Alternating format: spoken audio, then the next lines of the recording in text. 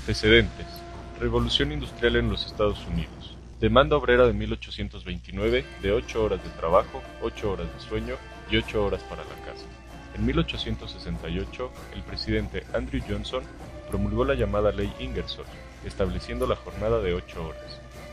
En 1884, la Federación Estadounidense del Trabajo resolvió que el 1 de mayo de 1886, la duración legal de la jornada de trabajo sería de 8 horas, si no, se declararía la huelga. Por acuerdo del Congreso Obrero Socialista de la Segunda Internacional de 1889, el 1 de mayo se celebra como un día de lucha reivindicativa de la clase trabajadora y como un homenaje a los mártires de Chicago.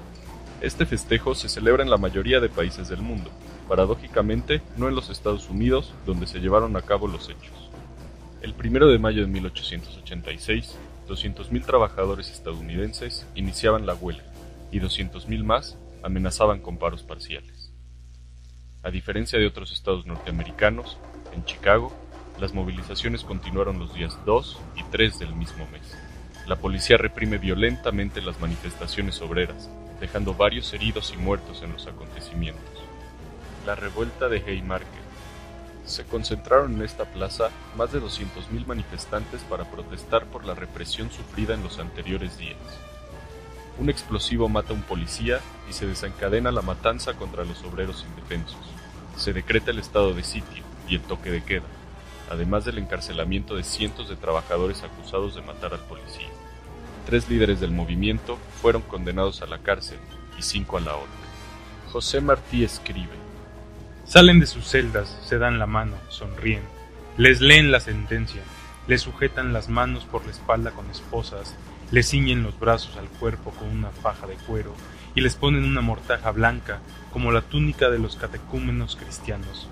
Abajo está la ocurrencia, sentada, en hilera de sillas delante del cadalso como un teatro. Firmeza en el rostro de Fisher, plegaria en el de Spice, orgullo en el de Parsons. Engel hace un chiste a propósito de su capucha. Spice grita: la voz que vais a sofocar será más poderosa en el futuro que cuantas palabras pudiera yo decir ahora. Les bajan las capuchas. Luego una seña, un ruido. La trampa cede. Los cuerpos caen y se balancean en una danza espantada. 4 años después, el movimiento obrero está en su punto más álgido.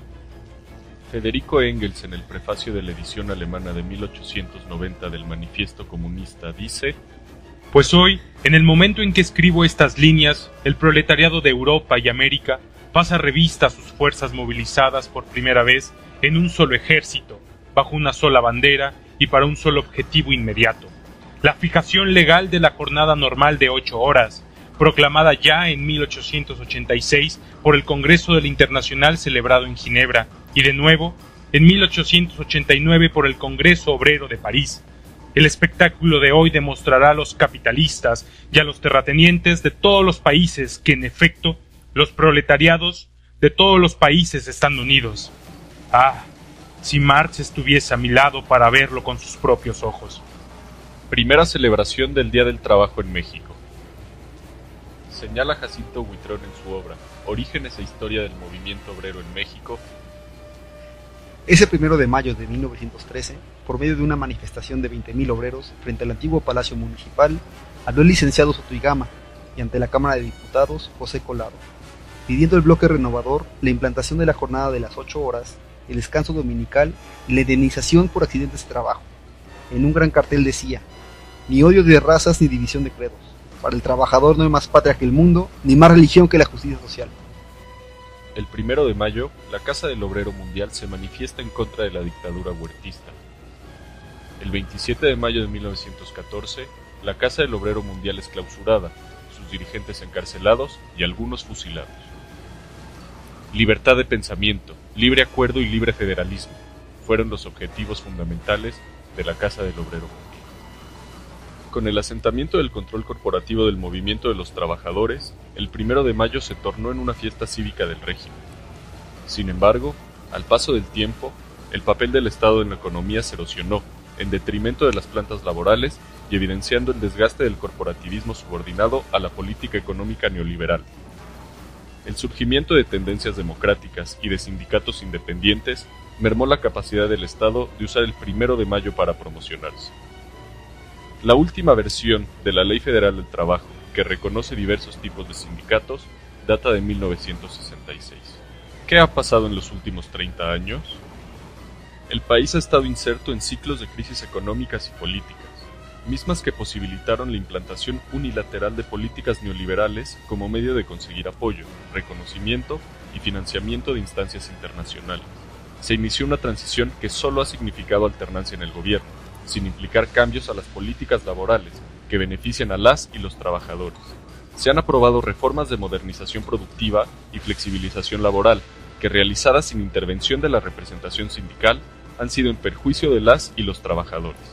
En el Distrito Federal, por la presencia y beligerancia de los sindicatos independientes, el 1 de mayo dejó de celebrarse en los años 90. En otras entidades, sin embargo, la fecha le permite a los gobiernos estatales mostrar músculo. No solo se ha difuminado la efeméride ritual, las protecciones sociales y laborales han sido sistemáticamente atacadas y desarticuladas. Hoy priva la desprotección social, la precarización del salario y una flexibilidad laboral que solo favorece la producción. Más allá de las condiciones en las que se encuentra el movimiento sindical nacional e internacional, no hay duda de que hoy por hoy constituye el contrapeso más importante frente al sector empresarial. Es imposible concebir a la sociedad sin los sindicatos, entendidos en su acepción de espacios de representatividad voluntaria y democrática de los trabajadores para la negociación colectiva y la bilateralidad. Un verdadero sindicalismo representativo de los trabajadores debiera partir de una conceptualización distinta de los sindicatos dentro del sistema político y del Estado en México, que trascienda definitivamente con las prácticas de sobreintervención y control que tanto han dificultado en este país las luchas por la autonomía y la democracia sindicales.